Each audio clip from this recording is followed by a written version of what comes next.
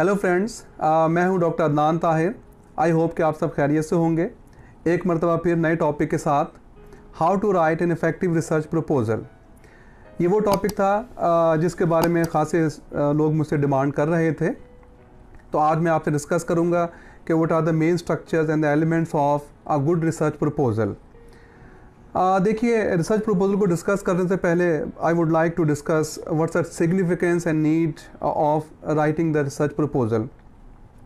देखिए, research proposal की आखिर नीड हमें क्या होती है।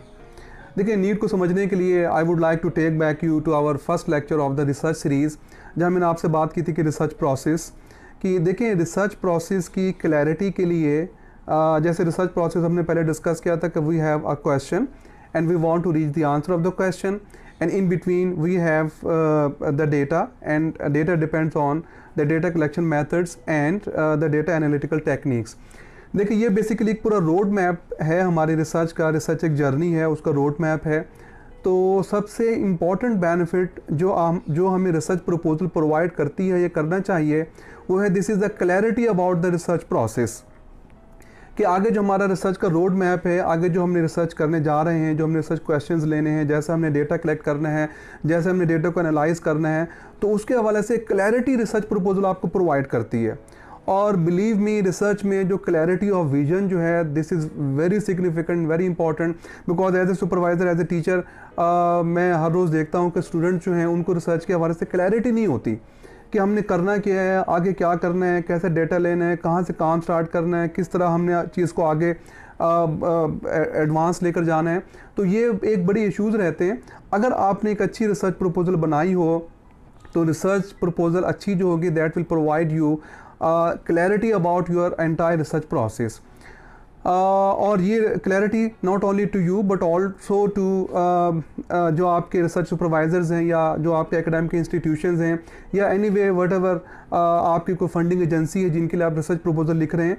तो आपकी इफेक्टिव रिसर्च प्रपोजल प्रोवाइड्स और gives you the clarity of the entire research process. अच्छा, सेकंड पर आप देखें, जो आपकी इफेक्टिव रिसर्च प्रपोजल है, that also gives you an idea about the viability of the research process, कि जो आप रिसर्च प्रोसेस आप करने जा रहे हैं वो कितना वायबल है, फिजिबल है, उसमें उसको कंडक्ट करने में। कि ऐसा तो नहीं कहीं इन बिटवीन आप स्टक हो जाएं, इन बिटवीन कहीं आपको प्रॉब्लम हो। तो आपको from the departure point, from the very beginning point, you can have a very vision of the end of your research. तो ये आपको रिसर्च प्रपोजल आपको एक वायबिलिटी ऑफ द रिसर्च के बारे में बताएगी। और थर्ड एक और जो सिग्निफिकेंस आपके रिसर्च प्रपोजल की है, वो है प्रेपरेशन। देखिए, जैसे मैंने पहले भी आपसे बात की, research basically that is a journey, ये एक सफ़र है। और डेफिनेटली जर्नी के लिए, ट्रैवल के लिए आपकी प्रेपरेशन होनी चाहिए। If you are able to make a good research proposal, then you can prepare कि आपने अब साथ अपनी चीज़ें क्या लेके जानी है, आपने डेटा जैसे कलेक्ट करना होगा, जैसे आपकी पॉपुलेशन होगी, जैसे आपकी एनालिसिस होगी, तो आप उसकी प्लानिंग कर सकते हैं, आप उसकी प्रेपरेशन कर सकते हैं। तो और भी बहुत से एडवांटेजेस हैं, लेकिन अगर आप 3 एंगल से देखें तो you will come to know कि how much important it is to make an effective and good research proposal. तो अब आइए हम चलते हैं जो रिसर्च प्रपोजल के कुछ इंपॉर्टेंट सेक्शंस हैं कि आपने किन चीज़ों का आपने ख्याल करना है। तो the first section of your research proposal is your introduction. देखिए, इंट्रोडक्शन डेफिनेटली बहुत इंपॉर्टेंट होता है, और आप इस हवाले से समझें कि जो आपकी रीडरशिप है, that is mainly interested in your introduction, because introduction जो है that will let the readers know about कि where you want to go, what are your research questions, what are your statement of the problem, what are the objectives of the research. तो basically आप करने क्या जा रहे हैं, आप क्यों ये रिसर्च कर रहे हैं, तो इस रिसर्च के बेनिफिशरीज़ कौन है, इस रिसर्च के टारगेट किस चीज़ को कर रही है। तो ये बेसिक क्वेश्चन है जो कि हम इंट्रोडक्शन में डिस्कस करते हैं। तो सबसे पहले चीज़ जो इंट्रोडक्शन में, या इंट्रोडक्शन से पहले आप कह लीजिए, this is your title. Title के हवाले से वैसे आई विश कि इस पर थोड़ी सी मैं एक और ब्रीफ सी वीडियो किसी अलग टाइम पे बनाऊंगा, बिकॉज ये भी हमारे यहाँ पर लर्नर्स को, स्कॉलर्स को ये बड़ा इशू रहता है कि जो how to choose a good topic कहाँ से लें, कैसे चूज़ करें, कैसे बनाएं। और क्योंकि आज मैं आपसे रिसर्च प्रपोजल डिस्कस कर रहा हूँ, तो इसलिए शायद इसको डिटेल से डिस्कस ना कर सकूँ, वरना टाइटल और टॉपिक और क्वेश्चन जो हैं दे आर वेरी इंपॉर्टेंट, क्योंकि फिर यही आपको सारी आपकी रिसर्च को लीड करते हैं। एनीवे, टाइटल जो आपका पहला पार्ट है, या पहले सेक्शन का जो एक आपने टाइटल बनाएंगे कि टाइटल नॉर्मली या आम तौर पर ये थोड़े से ब्रॉड होते हैं, मतलब ये इतने स्पेसिफिक नहीं होते, ब्रॉड एरिया को एड्रेस कर रहे होते हैं, कंसाइज होते हैं, और इसमें आप कोशिश करें कि की वर्ड्स आप इसमें जो मेन की वर्ड्स हैं, मेन टर्म्स हैं, और कोशिश करें कि इसमें जो एक अननेसेसरी जो फ्रेजेस होती हैं कि N investigation into the analysis of so and so, इनसे अवॉइड करें। एक अच्छा रिकमेंडेड टाइटल जो है that should be between 12 to 15 words के दरमियान तकरीबन होना चाहिए। तो जो इसमें मज़ीद जो सेकंड चीज़ आप कर सकते हैं कि clarification of the basic terms and the concepts. देखें लेट्स से अगर आप क्योंकि देखें रिसर्च बेसिकली आप हर सब्जेक्ट में जो डिफरेंट टर्मिनोलॉजीज़ हैं वो डिफरेंट कनोटेशंस रखती हैं। फॉर एग्जांपल देखें सोशलाइजेशन का वर्ड है, परफॉर्मेंस का वर्ड है, एप्लीकेशन का वर्ड है, लॉफुल होने का वर्ड है। अब these words they have different connotations in different subject and field, तो यू नीड टू क्लैरिफाई कि what actually you mean by the key word that you have used in your title, कि आप उससे actually क्या mean ले रहे हैं, आप उन टर्म्स को किस तरह उन कनोटेशन को आप यूज़ कर रहे हैं। और इफ़ यू थिंक नेसेसरी तो कुछ आपके अगर इसमें एब्रिवेशंस हैं या एक्रोनिम्स हैं तो उनको भी आप यहाँ पर एक्सप्लेन कर सकते हैं। Then a very important sub heading या sub section of the introduction is the background और the context of the research problem. देखें डेफिनेटली आप जो भी रिसर्च करते हैं वो एक रियल लाइफ की रिसर्च हो रही होती है, और उसमें वो प्रॉब्लम या वो क्वेश्चन या वो ऑप्शंस वो किसी एक रियल लाइफ में एग्जिस्ट कर रहे होते हैं। एक उनका एक बैकग्राउंड होता है, उसका एक कॉन्टेक्स्ट होता है जिसमें आप उस रिसर्च को कंडक्ट करते हैं। तो यहाँ फिर आपने इस सेक्शन में आपने उस रिसर्च प्रॉब्लम का या रिसर्च क्वेश्चन का बैकग्राउंड या कॉन्टेक्स्ट प्रोवाइड करना है। अच्छा, इसमें थोड़ा सा मैं आपको एक दो पॉइंट्स आपको बता दूँ कि इसमें जो सबसे इम्पॉर्टेंट बात जो कॉमन मैंने ऑब्ज़र्व की और हमारे दोस्त भी ऑब्ज़र्व करते हैं कि be specific and relevant to the topic you are going to address. It is not the introduction of the area on which you are working. आमतौर पर क्या एक जो मिस्टेक की जाती है कि आप उस एरिया के इंट्रोडक्शन शुरू कर देते हैं कि फॉर एग्जांपल आप अप्लाइड लिंग्विस्टिक्स के बारे में डिस्कस करना शुरू कर देंगे या जो भी आपकी फील्ड है उसके बारे में आप स्टार्ट कर देंगे। नहीं, ये this is basically the context of the specific problem you are going to discuss. जिस मसले को आप एड्रेस कर रहे हैं उसका प्रॉब्लम दें, कोई प्रॉब्लम है उसको मेंशन करें, कोई इशू है, कोई थेरी है जिसको आप एड्रेस कर रहे हैं तो उसको स्पेसिफिकली मेंशन करें। तो इसमें आप उस एरिया के जनरलाइज इंट्रोडक्शन ना दें, बल्कि this is the specific and to the point problem based context of the background. Then फिर आ जाए बहुत इंपॉर्टेंट जिसे आप कह सकते हैं कि this is the heart of your proposal, the statement of the research problem. देखें ये बेसिकली एक स्टेटमेंट भी हो सकती है और ये एक से ज़्यादा सेंटेंसेस पर भी बेस कर सकती है, एक पैराग्राफ भी हो सकता है। दैट डिपेंड्स कि आप का टॉपिक कैसा है, उसके मुताबिक आप इसकी लेंथ को आप मेजर कर सकते हैं। तो anyway statement of the problem, this is the center of your research proposal, और ये बहुत ही ब्रीफ और प्रिसाइज वे में that will let your readers know what actually you are going to do. ये आपका सेंट्रल थीम है, आपका मेन आइडिया आपके यहाँ पर पुट अप करेंगे कि व्हाट एक्चुअली आप कर क्या रहे हैं। अच्छा, नॉर्मली इसमें थोड़ा सा इसको आपने जनरलाइज बात नहीं करनी, इसको बड़ा टू द पॉइंट आपने बनाना है। मैं आपको अगर टिप दूँ तो आप एक फार्मूला यहाँ पर यूज़ कर सकते हैं, प्रॉब्लम, बैकग्राउंड, रेलेवेंस, ऑब्जेक्टिव्स। यानी आप स्टेटमेंट को बनाते हुए आप इन चार चीज़ों को आप ख्याल करें कि पहले तो प्रॉब्लम बताएं कि what the actual problem is, कि आप क्या मसला क्या है, किस प्रॉब्लम को आप एड्रेस कर रहे हैं, इशू क्या है, कॉन्फ्लिक्ट क्या है जिसको आप यानी जिसकी वजह से आपने ये काम शुरू किया। Then you will talk about 2-3 sentences you can write about the background. जो आप बैकग्राउंड आप डिस्कस कर रहे हैं, जिस बैकग्राउंड में ये प्रॉब्लम एग्जिस्ट कर रहा है उसको आप मेंशन कर लें। देन उसके रेलेवेंस के जो टॉपिक है जिस पे आप काम कर रहे हैं वो कितना रिलेटेड है, रेलेवेंट है, नीडेड और रिक्वायर्ड है, इस सिचुएशन में इस पे काम करना कितना ज़रूरी है। देन स्पेसिफिकली टॉक अबाउट कि व्हाट योर ऑब्जेक्टिव इज़, कि आप क्या कर रहे हैं। You want to analyse, you want to explore, you want to compare, you want to contrast, you want to describe, और मतलब आप एक्चुअली आप करने क्या चाह रहे हैं ना, बेसिकली आपका पर्पज़ क्या है रिसर्च का। मैंने इसलिए क्योंकि ये इंपॉर्टेंट स्टेटमेंट होती है, मैंने एक एग्जांपल आपके सामने नोट की है।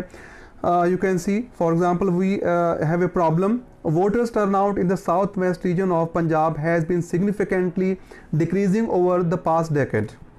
while others areas of the state continue to see increasing numbers of voters at the polls। अब देखें ये प्रॉब्लम है। इसके बाद आप थोड़ा सा, क्योंकि टाइम शॉर्ट है मैं पूरा आपको नहीं यहाँ शो कर सकता, फिर आप बैकग्राउंड थोड़ा सा देंगे, फिर आप रेलेवेंस देंगे और देन फिर आप अपने ऑब्जेक्टिव पर आ जाएंगे। The purpose of this research is to examine. अब यहाँ आप देख लें, आप एग्जामिन करना चाह रहे हैं, एनालाइज करना चाह रहे हैं, कंपेयर करते हैं, कंट्रास्ट करते हैं, डिस्क्राइब करते हैं, कोरिलेशन देख रहे हैं, कॉजेज देख रहे हैं, what actually you are going to do. Examine proactive engagement plans to increase voter turnout in the south west region of Punjab. तो ये आपके this is what we say the statement of the problem, और ये बड़ी significant है, बहुत important है। इसमें आपने कंसिडर करना है, इसको आपने बड़ा कई दफ़ा आप रीराइट करेंगे इसको, और देन आपने एक बहुत specific to the point clear आपने स्टेटमेंट ऑफ द प्रॉब्लम यहाँ पे लिखनी है। देन फिर आपके आ जाते हैं जो नेक्स्ट इसमें सब सेक्शन हमारा है इंट्रोडक्शन में, रिसर्च ऑब्जेक्टिव। देखिए ये ऑब्जेक्टिव्स हमारे यहाँ पे, आई एम सॉरी टू से, मैंने देखा कि ये जो वर्ड्स हमारे लिए हैं ऑब्जेक्टिव्स, मिशन, टारगेट, हम इसको we don't take these words seriously. हम इन वर्ड्स को ज़्यादा बॉदर नहीं करते। अक्सर आपने देखा होगा कि सिलेबस और कोर्सेज आउटलाइंस में देखता रहता हूँ कि लोग उसमें ऑब्जेक्टिव्स जो लिखे होते हैं वो कोई nobody bothers even to read them, हम उनको पढ़ने की भी तकलीफ़ नहीं करते। लेकिन anyway objectives are very important. देखिए ऑब्जेक्टिव बेसिकली क्या हैं, what does the researcher want और hope to achieve at the end of the research project. यानी आपके ऑब्जेक्टिव ये बताएंगे कि इस रिसर्च का एंड प्रोडक्ट क्या होगा when this research will be implemented. तो यानी ये बेसिक आपका टारगेट होना चाहिए। यानी आप फ्रॉम द फर्स्ट डे आपका विजन है, आप इसको एक विजुलाइज कर रहे हैं कि जब ये रिसर्च कंडक्ट हो जाएगी तो then at the end what will be achieved. तो ये बहुत इंपॉर्टेंट है ऑब्जेक्टिव लिखना स्टडी के, that they are very important, very significant. मैं थोड़ा सा कुछ आपको 5-6 पॉइंट्स बताऊं कि आपके ऑब्जेक्टिव्स में कौन कौन से एलिमेंट्स होने चाहिए। जब आप अपने ऑब्जेक्टिव लिखें, एक ऑब्जेक्टिव जो है वो मेजर ऑब्जेक्टिव भी हो सकते हैं, माइनर भी हो सकते हैं, मेन और सब्सिडरी भी हो सकते हैं, वो आप डिवीजन खुद कर सकते हैं। लेकिन आप देखें उसमें किन किन चीज़ों को आपको एड्रेस करना चाहिए। You should talk about major. अगर आप किसी चीज़ को मेजर कर रहे हैं, किसी कॉन्सेप्ट को मेजर कर रहे हैं, किसी क्वांटिटी को मेजर कर रहे हैं, you will talk about categorise. आपको जो ऑब्जेक्टिव्स हैं they should categorise the nature and the type of your study of your research, का आपकी रिसर्च की कैटेगरी कौन सी है, और the type of the data that you are going to collect, और उसको कैटेगराइज करें। Target, so what is your population and sampling, किसको आप टारगेट कर रहे हैं आपकी रिसर्च में। सम टाइम कंपैरिजन, अगर आप कंपेयर कंट्रास्ट कर रहे हैं अपने स्टडी को, वन एस्पेक्ट को दूसरे एस्पेक्ट के साथ कंपेयर कर रहे हैं, वन वेरिएबल को दूसरे के साथ कर रहे हैं, तो इसमें वो मेंशन होना चाहिए। Then the appropriate research design that you are going to follow. आपके ऑब्जेक्टिव में ये बात पता चलनी चाहिए कि आपकी स्टडी जो है वो एक्सपेरिमेंटल है या सर्वे रिसर्च है या केस स्टडी है, तो या एक्शन रिसर्च है, what is this, you should talk about this. आपके ऑब्जेक्टिव्स में ये क्लियर होना चाहिए कि व्हाट आर योर वेरिएबल्स और उनका स्टेटस क्या है, which is independent variable and which is dependent variable. आपके रिसर्च ऑब्जेक्टिव इसमें क्लैरिटी देने चाहिए। और फिर आपके research objectives they should specify the data collection, जो आप डेटा कलेक्ट करने जा रहे हैं उसके बारे में रिसर्च ऑब्जेक्टिव्स को में पॉइंट होने चाहिए। और देन फिर आपका प्रोसेस और आपका प्रपोज्ड एनालिसिस जो आप करना चाह रहे हैं। तो आप समझें कि आपके ऑब्जेक्टिव जो है उसमें सारी आपके रिसर्च जो है उसके विजन एक आ गया है। तो एनीवे आपके रिसर्च ऑब्जेक्टिव जो हैं ये बड़े क्लियर हों, और इसमें ये कोशिश करें कि जितने पॉइंट्स हों रिसर्च ऑब्जेक्टिव लिखने के बाद इन पॉइंट्स को क्लैरिफाई करने की कोशिश कीजिए। फिर नेक्स्ट इसमें जो सब सेक्शन आपके इंट्रोडक्शन में है वो अगेन बहुत ही इंपॉर्टेंट है। इस पर मैंने पहले एक वीडियो भी बनाई है पूरी, आपके रिसर्च क्वेश्चंस और आपके हाइपोथेसिस। अगर आप के रिसर्च क्वेश्चंस हैं तो आप उनको मेंशन करेंगे, मेन क्वेश्चंस हैं, सब्सिडरी क्वेश्चंस हैं, या आपके जो क्वेश्चंस की टाइप्स कौन सी हैं, आपके एनालिटिकल क्वेश्चन हैं, कोरिलेशनल क्वेश्चंस हैं, या कॉजल क्वेश्चन हैं, या डिस्क्रिप्टिव क्वेश्चंस हैं, या एक्सप्लोरेटरी क्वेश्चंस हैं, इवैल्यूएटिव क्वेश्चंस हैं। ये सारी चीज़ें मैंने actually I have already discussed, और मैं आपसे कहूँगा कि यहाँ पर मैं डिटेल से डिस्कस अभी नहीं कर सकता, लेकिन इसके लिए प्लीज़ आप मेरी पिछली जो वीडियो है कि व्हाट इज़ रिसर्च क्वेश्चन उसको देखें, उसमें आपको सारे पॉइंट्स आपको रिकॉल भी हो जाएंगे, आपको क्लियर भी हो जाएंगे कि how to write a good research question. तो बहरहाल ये आपकी बहुत इंपॉर्टेंट प्लेस है, क्योंकि इन्हीं रिसर्च क्वेश्चंस की बेस पर आगे आपने सारे स्टडी को आपने कलेक्ट करना है। आपका अच्छा रिसर्च क्वेश्चन जो है that should have the implication of the data that you are going to collect, the research method that you are going to follow, the analytical techniques that you are going to use, and so the expected outcome that you want to achieve. ये आपके research questions के अंदर इन चीज़ों की implications, इन चीज़ों की information मौजूद होनी चाहिए। आपका रिसर्च क्वेश्चन जो है वो इंटरेस्टिंग होना चाहिए, रिसर्चेबल होना चाहिए, आपका रिसर्च क्वेश्चन जो वो मैनेजेबल हो, रिसर्च क्वेश्चन रेलेवेंट सिग्निफिकेंट हो। तो ये सारी चीज़ें हमने पिछली वीडियो में डिस्कस की थी। आई होप कि वहाँ से आप वीडियो को देखकर इन चीज़ों को ज़्यादा बेहतर तरीके से अंडरस्टैंड कर सकते हैं। तो ये आपका फर्स्ट सेक्शन था। First section that's very important, सबसे इम्पॉर्टेंट ये सेक्शन है, और यही आपके रीडर्स को बताएगा कि आपकी स्टडी या आपकी जो रिसर्च प्रपोजल है वो बेसिकली है क्या। अब आइए आपके दूसरा सेक्शन जो है मैं इसलिए इम्पोर्टेंट कहता हूँ कि आपने देखें कुछ आप मूवीज़ देखते हैं, आप ड्रामा देखते हैं, उसमें आपको फ्रंट पर आपको एक्टर्स नज़र आते हैं, लोग आपको नज़र आते हैं जो कि असल क्रेडिट तो खैर ले जाते हैं, लेकिन आप भी देखें जो ये जितने भी आपको फ्रंट पे चीज़ें नज़र आ रही होती हैं वो बेसिकली बेस करती हैं किसी और चीज़ पर। तो आप ये समझें कि जो सेकंड सेक्शन जिसकी मैं अभी आपसे बात करने जा रहा हूँ, जो आपने फर्स्ट सेक्शन इंट्रोडक्शन का बताया जिसमें हमने रिसर्च क्वेश्चंस को मेंशन किया, हाइपोथेसिस की बात की, ऑब्जेक्टिव्स की बात की, हमने स्टेटमेंट ऑफ द प्रॉब्लम की बात की, हमने कॉन्टेक्स्ट की बात की, ये सारी चीज़ें जो है they are actually based on your literature review. मैं अक्सर स्टूडेंट से कहता हूँ कि जी आपका जो रिसर्च क्वेश्चन जो हैं या आपका हाइपोथेसिस जो हैं या आपका ऑब्जेक्टिव्स जो हैं दे shouldn't come from your brain, आपके ब्रेन से नहीं आने चाहिए, they should come from the literature review. देखिए रिसर्च जो है बेसिकली रिसर्च का पर्पस क्या होता है कि हम कोई चीज़ ज़ीरो से स्टार्ट नहीं कर रहे, बल्कि actually we are contributing to the already existing body of the knowledge. हम जो पीछे काम हुए हैं और उनमें कोई गैप रह गया है या उनको हम रीवैलिडेट करने जा रहे हैं या उनको हम रिव्यू करने जा रहे हैं या उनको हम किसी और कॉन्टेक्स्ट में अप्लाई करने चले जा रहे हैं, तो उसके लिए हम जो already existing body of knowledge है उसमें हम कुछ ऐड करते हैं। We are not constructing the new building, बल्कि जो ऑलरेडी बिल्डिंग है उसमें हम अपनी कंट्रीब्यूशन डालते हैं। तो जो आपने सेकंड जो आपका सेक्शन है, जो आपने लिटरेचर रिव्यू, जो आपने लिटरेचर डिस्कस किया, जो आपने बुक्स पढ़ी, जो आपने चीज़ें रिसर्च पेपर्स पढ़े, आपने जो आपने चीज़ें सुनी, जो आपने यूट्यूब पे लेक्चर सुने, तो whatever that the literature, ठीक है, from where your introduction has emerged you will present here. अच्छा, इंट्रोडक्शन जो आमतौर पर जो हमारे यहाँ रिसर्च प्रपोजल बनाई जाती हैं उन जैसे एक क्वेश्चन है कि वो कितना साइज़ का होना चाहिए, दैट डिपेंड्स ऑन कि आप किस लेवल पे रिसर्च प्रपोजल बना रहे हैं और आपसे रिसर्च प्रपोजल किसने डिमांड की है। जैसे फॉर एग्जांपल एमफिल लेवल पर आमतौर पर इंट्रोडक्शन जो है that should be of 2 pages या 2.5 पेजेस। तो पीएचडी लेवल पर थोड़े से आपके इंट्रोडक्शन आप थोड़ा और थोड़े से डिटेल से देते हैं। कोई फंडिंग आपकी प्रपोजल्स हैं तो वो उन्होंने आपकी लेंथ को ऑलरेडी डिफ़ाइन किया होता है। समटाइम आप ये सारी चीज़ें 2 पेजेस पे पूरी प्रपोजल भी दे देते हैं। तो ये लेंथ जो है दैट डिपेंड्स ऑन कि आप जिनके लिए प्रपोजल बना रहे हैं उनकी एक्चुअली क्या रिक्वायरमेंट है।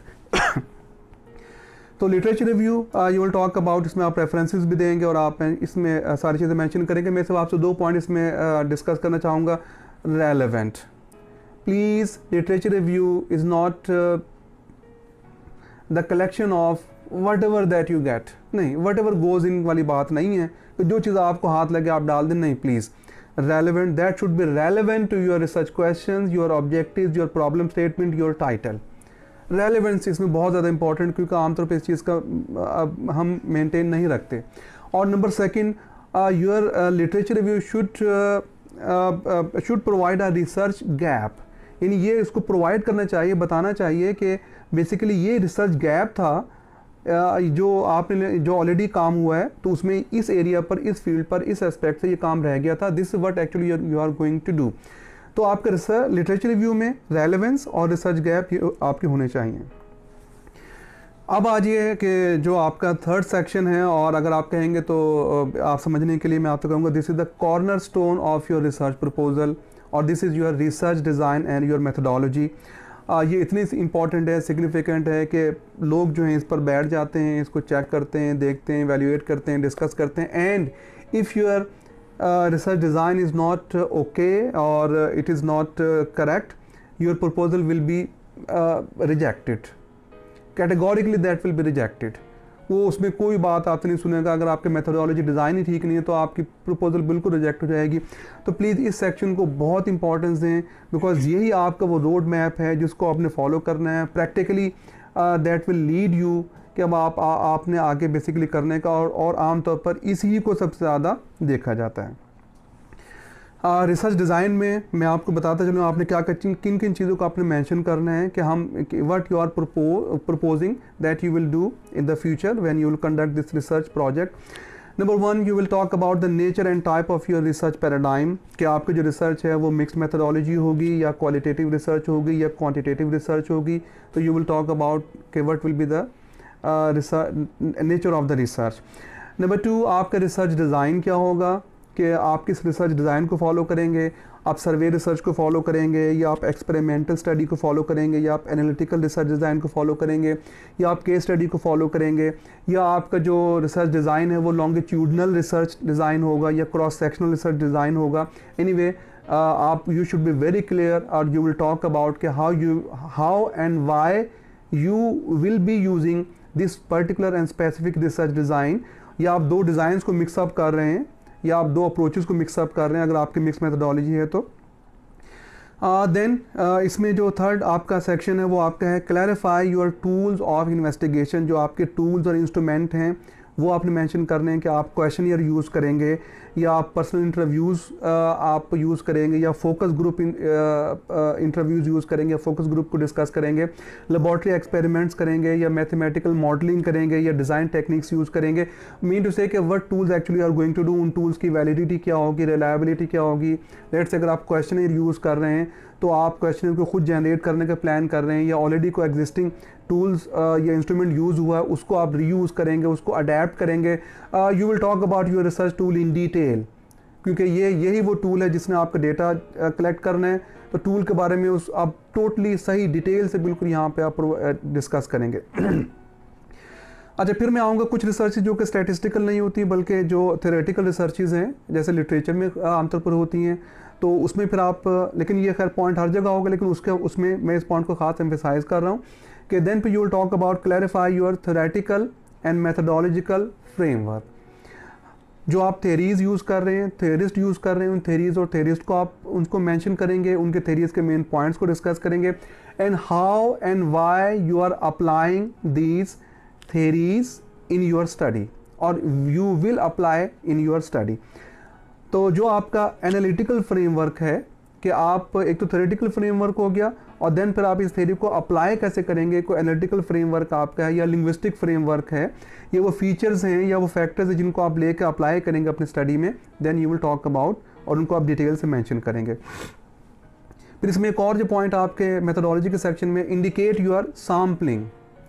जो आपके सैम्पलिंग मेथड्स हैं, टेक्निक्स हैं, उनको आप डिटेल से यहाँ पे आप बात करेंगे। तो डिटेल से आप डिस्कस करेंगे कि आपकी पॉपुलेशन, बेसिकली पॉपुलेशन कितनी है आपकी, कौन सी है, अननोन पॉपुलेशन है, स्कैटर्ड है ये आपकी, और देन फिर आप उसमें सैम्पलिंग टेक्निक आपने कौन सी यूज़ की है, आपने सैम्पलिंग जो है वो आपकी प्रोबेबिलिटी है, नॉन प्रोबेबिलिटी है, या उसके फर्दर कौन से टाइप्स आप रैंडम मतलब यानी कौन सी आप सैम्पलिंग किस तरीके से आप यूज़ कर रहे हैं, and why you will be using. तो वो आप यू विल टॉक अबाउट कि जो आपकी सैम्पलिंग टेक्निक्स हैं, यहाँ पर अगर आप एक्सपेरिमेंटल स्टडी कर रहे हैं तो you will talk about experimental and control groups की आप बात करेंगे, और कोशिश करेंगे कि आप बायसेस से आपने किस तरह आपने अवॉइड किया, और आपकी स्टडी को अपने स्टैंडर्ड और ऑब्जेक्टिव तरीके से आप लेके चलेंगे। देन फिर इसी सेक्शन में आप बात करेंगे प्रपोज डेटा एनालिटिकल टेक्निक्स और फ्रेमवर्क, कि जिस तरीके से आप प्लान कर रहे हैं कि आप डेटा को एनालाइज करेंगे, कौन कौन से टेक्निक्स आप यूज़ करेंगे। तो वो जो आपका प्रपोज्ड एनालिटिकल फ्रेमवर्क है या प्रपोज्ड स्टैटिस्टिकल एनालिटिकल टेक्निक्स हैं, उनको यहाँ पर आप मेंशन करेंगे, डिस्क्राइब करेंगे। तो anyway this is the most important section of your research proposal. इस पर आपने सारे पॉइंट्स लिखने हैं, सारे पॉइंट्स मेंशन करने हैं, whether you are doing the research of social sciences, linguistics, literature, arts and humanities की आप रिसर्च कर रहे हैं, या इवन साइंसेज की आप रिसर्च कर रहे हैं। ये सेक्शन बहुत इंपॉर्टेंट है, इस पर सारे सबका फोकस होगा। देन जो नेक्स्ट सेक्शन आपका है वो है एथिकल कंसिडरेशन। एथिकल कंसिडरेशन हर सब्जेक्ट की, हर फील्ड की डिफरेंट होती हैं। अगर आप एनिमल्स पे काम कर रहे हैं या सब्जेक्ट्स आपके ह्यूमन बींग्स हैं, उनको आपने डैमेज नहीं करना, कहीं से आपको अप्रूवल की ज़रूरत है अप्रूवल लें किसी इंस्टीट्यूशन से, इंडिविजुअल से, कोई कॉपीराइट मटेरियल आपने यूज़ नहीं, ये सारी चीज़ें एथिकल कंसिडरेशंस हैं जो आपकी स्टडी में कहीं पर भी रिसर्च एथिक्स के बारे में आप किस तरह कंसिडर कर रहे हैं उनको आपने यहाँ पर मेंशन करना होगा। और जो फिर आप डेटा किस तरह प्रोसेस करेंगे, डेटा का प्रोसेस क्या होगा, वो भी यहाँ पे आप मेंशन कर सकते हैं। जो नेक्स्ट सेक्शन आपका है वो आपका है डिलिमिटेशन और डेलिनेशन ऑफ द रिसर्च। देखिए प्लीज़, डिलिमिटेशन, हम दो वर्ड आमतौर पे आपने सुने होंगे, delimitation and limitations. I am not talking about the limitation here. Limitation आपकी वो होती हैं जो कि आपकी यानी जो आपकी यानी the conditions which are beyond your control, जो आपके कंट्रोल में चीज़ें नहीं हैं, and your research is limited और your research has some weaknesses because of these uncontrollable variables या elements की वजह से, उनको हम बोलते हैं limitations। लेकिन मैं यहाँ पर delimitations की बात कर रहा हूँ। delimitations means कि आपकी controlled boundaries that you have decided deliberately, यानी जो आपने boundaries अपनी study की खुद आपने लगाई हैं उनको हम बोलते हैं delimitation। For example data collection के लिए आपने डिलिमिट किया कि आप डेटा जो है वो आपसे इन सिटीज़, इन 4 सिटीज़ से आप डेटा कलेक्ट करेंगे, या आपकी पॉपुलेशन का आपका डिलिमिटेशन हो गई। लेट्स से आपको थ्योरेटिकल फ्रेमवर्क लगा रहे हैं, उसमें 10 फीचर्स हैं, आप कहते हैं जी इन 10 फीचर्स के बजाय you will be using this 5 features, तो वो डिलिमिटेशन हो गई। यानी जो बाउंड्रीज खुद आपने लगाई हैं, चाहे वो आपकी डेटा कलेक्शन में हो, चाहे वो आपके रिसर्च कलेक्शन टूल्स में हो, चाहे वो आपकी थ्योरेटिकल या एनालिटिकल फ्रेमवर्क में हो, तो उनको हम बोलेंगे delimitations. For example study of engineering firm with fewer than 500 employees, आपने तो ये आपके अपनी एक डिलिमिटेशन आपने लगाई है। बिगनिंग टीचर्स को आपने जो डिफाइन किया आपने कि जी the teachers were having less than 5 years experience, तो these are your delimitation that you have deliberately considered for your study and the research. Last में एक इम्पॉर्टेंट बात कि वही आपने अपनी स्टडी की रिसर्च की इम्पोर्टेंस की बात करनी है कि आपकी स्टडी रिसर्च इम्पॉर्टेंट क्यों है, why it is important, what benefits of your proposed study, who will take the benefits from your proposed study, so will it lead the future researcher or not, so how your study is contributing to the already existing field of knowledge। तो ये कुछ questions आपने देने what, where, when, why, who and how के साथ कि why your research is important और किसको benefit होगा, कौन इसके stakeholders होंगे, किसको इसके advantages कहाँ पर हो सकते हैं। सबसे लास्ट में जो सेक्शन इसका है, you will talk about the expected outcomes, results and contribution of the research. कि आप एक्सपेक्ट क्या कर रहे हैं एंड पर, कि आप के यानी आपके स्टडी के बाद एंड पर आपका जो एक्सपेक्टेड रिजल्ट्स क्या हो सकते हैं। For example that you are going to form a new theory, या आपका एक्सपेक्टेड आउटकम हो सकता है, या यू वांट टू रीवैलिडेट और इवैल्यूएट अ थ्योरी, या you want to present a new model, या you want to generate some hypothesis, या आपने टेस्ट उसको करेंगे हाइपोथेसिस को, या you want to have some solution of the problem. Mean to say whatever your expected outcome and results जो आप इस स्टडी से, प्रपोज स्टडी से आप एक्सपेक्ट करते हैं। तो ये आपके मेन सेक्शंस थे। और आखिर में फिर फॉर्मेटिंग के हवाले से वो एक अलग टॉपिक है, लेकिन मैं आपको सिंपल मेंशन करते चलूँ कि रेफरेंसेस साइटेड, जो आपने इन टेक्स्ट रेफरेंस साइटेशंस आपने दी, रेफरेंसेस दी, जो आपने वर्क्स कोट किए, तो इन टेक्स्ट साइटेशन भी आप यूज़ करेंगे और एंड पर रेफरेंसेस की लिस्ट भी देंगे। तो रेफरेंसेस जो हैं उनके डिफरेंट हमारे पास फॉर्मेट्स होते हैं। फॉर एग्जांपल हमारे यहाँ पर ज़्यादातर जो है APA आमतौर पर सोशल साइंसेस में चलता है, लेकिन बहरहाल और भी है, AP है, MLA है, हार्वर्ड स्टाइल है, डिफरेंट फॉर्मेट्स हैं जो कि आप मतलब यूज़ कर सकते हैं। और उनको अलहदा हम और मेरी वैसे मैंने प्लान किया है कि फॉर्मेटिंग के हवाले से भी मैं 1 या 2 वीडियोस की सीरीज़ बनाऊंगा। APA फॉर्मेटिंग के हवाले से मैं आपसे डिस्कस करूंगा। लेकिन एनीवे यहाँ पर हमसे ये डिस्कस करें कि आपकी रिसर्च प्रपोजल एंड होने के बाद आपने you have to provide the end references, वो रेफरेंसेस जो आपने टेक्स्ट में साइट किए। और अगर आप चाहें तो फ्यूचर के रेफरेंसेस भी दे सकते हैं, अलहदा से आप उनको मेंशन करना पड़ेगा कि ये फ्यूचर आपके रेफरेंसेस हैं।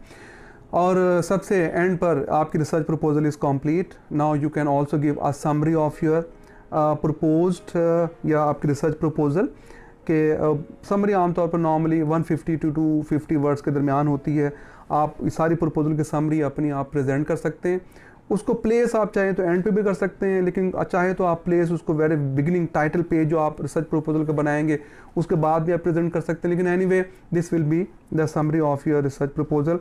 और एंड पर अपेंडिक्स में या एक्स्ट्रा एनेक्चर के तौर पे अगर आप चाहें तो कोई कीवर्ड्स की लिस्ट है या कोई स्टैटिस्टिकल टर्म्स हैं या कोई ऐसी टेक्निकल टर्म्स हैं जो आपने यूज़ की हैं तो आप उनको आप मेंशन कर सकते हैं। ये कुछ आपके इम्पॉर्टेंट एलिमेंट्स हैं आपके स्टडी के। कुछ आपके ऑप्शनल फीचर्स भी हैं जो कि खैर अभी हमने यहाँ डिस्कस नहीं किए, लेकिन किसी और मौके पे डिस्कस किया जा सकते हैं। ये अगर आपकी क्यूरीज होंगी तो मैं इसको आपको अलग से मटेरियल भी प्रोवाइड कर सकता हूँ। फॉर एग्जांपल कॉन्टेक्चुअलाइजेशन हम मेंशन करते हैं, एक ये सेक्शन भी हो सकता है आपका। प्लानिंग एंड टाइम पैरामीटर्स के हवाले से आप बात कर सकते हैं। इक्विपमेंट, मटेरियल एंड इंफ्रास्ट्रक्चर की डिटेल भी आप दे सकते हैं। पायलट स्टडी की भी आप यहाँ पर डिटेल प्रोवाइड कर सकते हैं।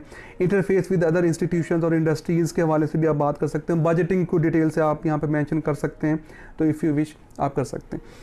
तो ये कुछ आके आपके ऑप्शनल पार्ट थे। अच्छा प्लीज़ ये इस वीडियो की डिस्क्रिप्शन में आप देखेंगे कि मैंने आपको एक evaluation checklist of research proposal आपको प्रोवाइड की है, तो उसको आप ज़रूर देखिएगा कि ये चेकलिस्ट है। आप इसको स्टार्ट में भी देख सकते हैं, और जब आप अपनी रिसर्च प्रपोजल लिख लें तो उसके बाद आप चेकलिस्ट ये साथ ले लें कि have you provided these elements in your research proposal और नॉट। तो ये चेकलिस्ट आपको बहुत ही बेनिफिशियल होगी, आपको बहुत इसको अपनी रिसर्च प्रपोजल को आप खुद इवेल्यूएट कर सकेंगे। सेल्फ इवेल्यूएशन होगी कि either you have provided all these features और नॉट। तो इस चेकलिस्ट को ज़रूर देखिएगा। तो इसके साथ ही आज का जो मेरा टॉपिक था वो एंड हुआ, और आई होप कि आपको ये टॉपिक ज़रूर पसंद आया होगा। मैंने डिटेल से बात की, और आप मेरी वीडियो को लाइक कीजिएगा, चैनल को सब्सक्राइब कीजिएगा। अगर आप इस तरह ही मेरे वीडियोस को देखते रहेंगे तो इंशाल्लाह मैं नेक्स्ट वीडियोस भी बनाता रहूँगा। अपना ख्याल रखिएगा, अपने गुर्द नवा में सब लोगों का ख्याल रखिएगा। थैंक यू, अल्लाह हाफिज़।